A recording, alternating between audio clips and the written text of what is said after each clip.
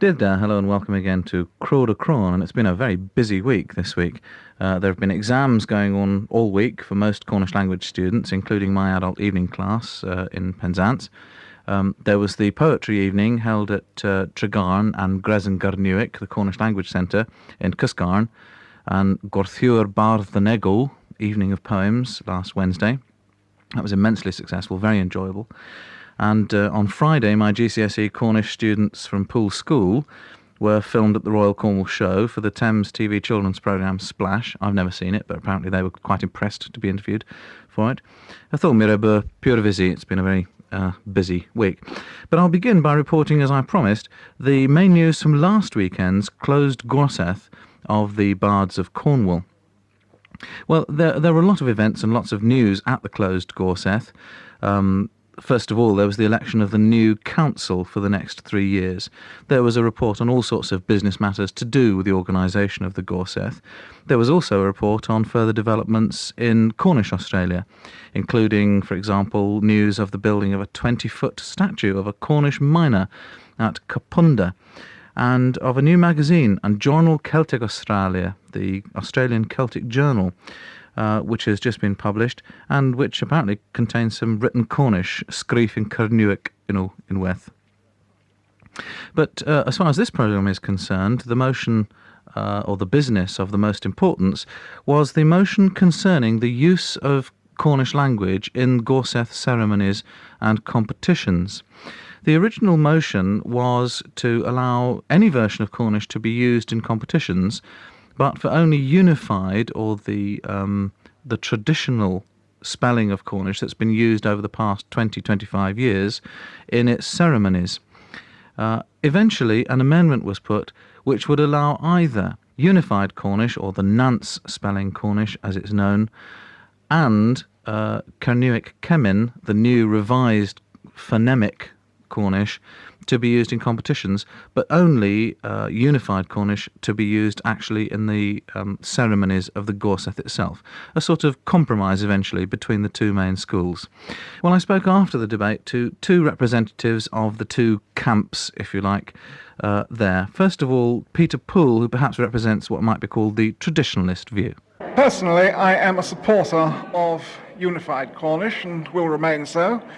But one must accept that the division of opinion between those who want to change the spelling and those who are unwilling to do so has happened, and one must recognise the fact that the people on both sides have a legitimate point of view.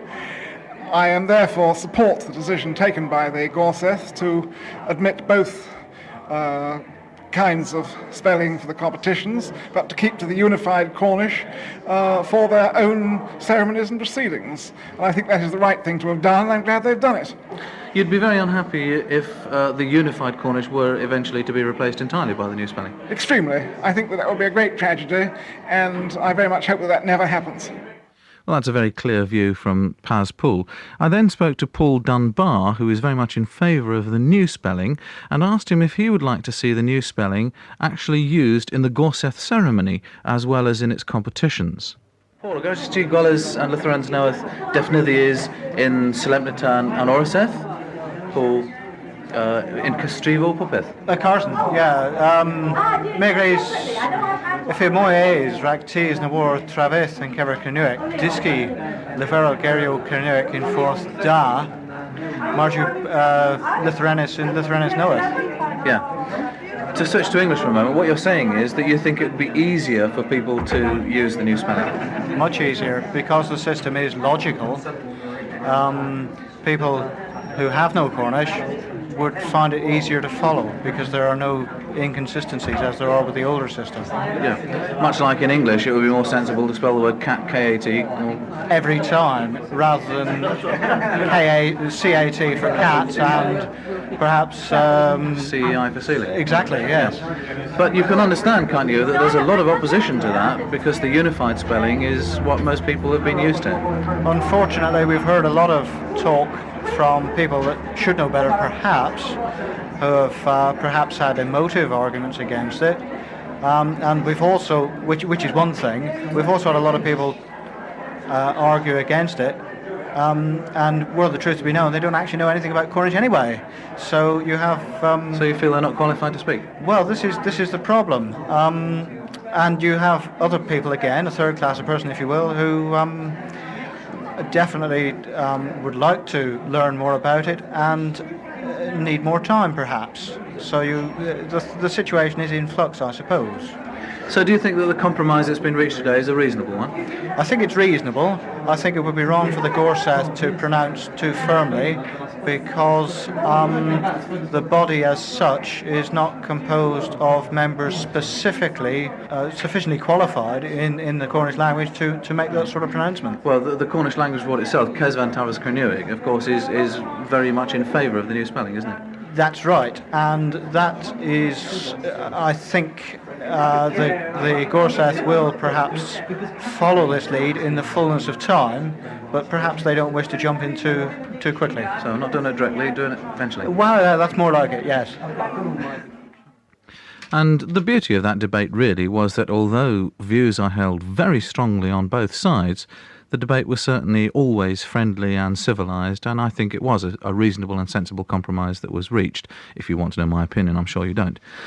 Now to move on to the poetry evening, which was held on Wednesday last in Cysgarn. And here I'm going to express a view again. I have to say what an absolute delight it is to experience an evening where people actually sit round and talk to each other and read to each other and sing and play music to each other instead of watching that infuriating glass box all the time. It was really a delightful evening. And there were all kinds of poetry there, from the modern, like this description of surfers. Seal dark Malibu riders, wearing the sheen of gods, cleave the white, wild sea crests with supple ease, then come gliding, surf-smothered, to the shore. To more traditional poems, like this poem describing Padstow in 1920. Beautifully evocative piece. Damming the stream at Trenerne, when all the hedges were thick with flowers, the donkey cart, picnics on the beach with smoky tea made on a wreckwood fire, Mr. Lord's school behind the ship, Coulson and the Harvey twins, those gates on the Harlyn Road where the traction engine belched acrid smeech. What a lovely smell. It was always summertime when we were young. And there were poems written by the poets who were there, who included Anne and Richard Jenkin. That was Richard Jenkin just reading then, the Grand Bard. Brian Tuck, the well-known poet from Redruth. Joyce Stevenson, who's famed for her dialect. Audrey Poole, Peter Poole's wife. Rod Lyon and Julia Allard, both very fluent Cornish speakers, members of Agantabus. And Connie Ayton sang some songs. So there was a whole bevy of people there interested in poetry, reading their own poems, other people's poems. Here's Rod Lyon introducing a long poem of his written in Cornish. It's about an old man lying on his deathbed. What a lovely start. He's been like that for years. Yes, he's been an old man for years, and on his deathbed for years. And he knows he's near the end of his time, and lots of his old friends have been coming to see him, except one particular person. One young lady friend he met many years ago, with whom he had a tiff, and she walked out of his life. And when this young lady walked out of his life, he immediately fell ill. And the doctor tried everything he could to cure him, but could find no cure which would prevail. He knew the cure, that was the return of his long-lost loved one. So he wrote letter after letter, but still no avail. And this part is written, as I said, on his deathbed, but he's still praying, where's my long-lost girlfriend? Why did she come back? As ultimately he does die. And the very next morning there's a knock on the door, and a lady knocks at the door and says, I've come to see a certain person. And the answer is, I'm sorry, you're too late, but if you'd come an hour ago, you would have seen him alive, but unfortunately too late. But she did insist on seeing him, and she goes to his room, and there's this little frail figure on the bed, arms crossed across his chest, and the only sign left of any life was a tear down his cheek. God, it's terrible. What a way to start. And yeah, tell him I got to wear glasses. Here we go. And despite Rod's rather light-hearted introduction, it is in fact a rather beautiful and very moving poem. Here's just a brief extract. In Gweli Bean gans Merlins the Nessa, o Gwelef war Hain, no Vinnig be Merwell, no Chweth in you, Cynthoma Lemon, Marianne. A fame of ma heb Gwellas on Gulu, Dre Moyes Pedder Blezin, gans du Rechwan, a duar heb use, o Horf mar south about Gwedin. And me at in Gweli, a fay leas person, raise they thoma them Gwellis. A thermal quarters on an Arbenek, o play mahi and on a new Kellis. O plema he and on Kellis, so where is she, the one who is lost? And in more genuinely light-hearted vein, there was the dialect poetry of Joy Stevenson. Wonderful stuff. Here, are you really Cornish? Cornish born and bred? Well, I never thought about in parts. Suppose I am now you've said it. Have he gaped into your family tree and found out just who you are? Gus long, what I want with a tree, we to know just who we are.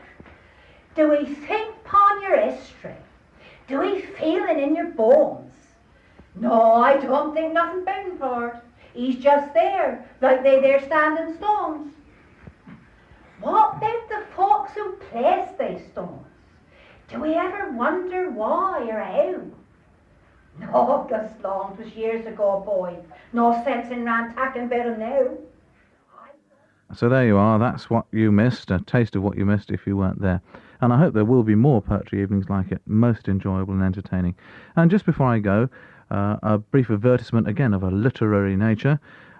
Richard Jenkin is producing a new magazine called Delio Derro, Oak Leaves, Leaves of Oak, which is going to contain Cornish literature, everything from poems, short stories, essays.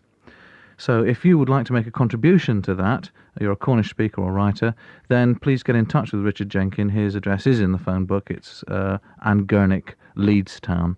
Richard Jenkin. Tho hen you all rag an Zathan ma, mir agus gwellis an Zathan a the, ha mi ra leverel duch imwitharta.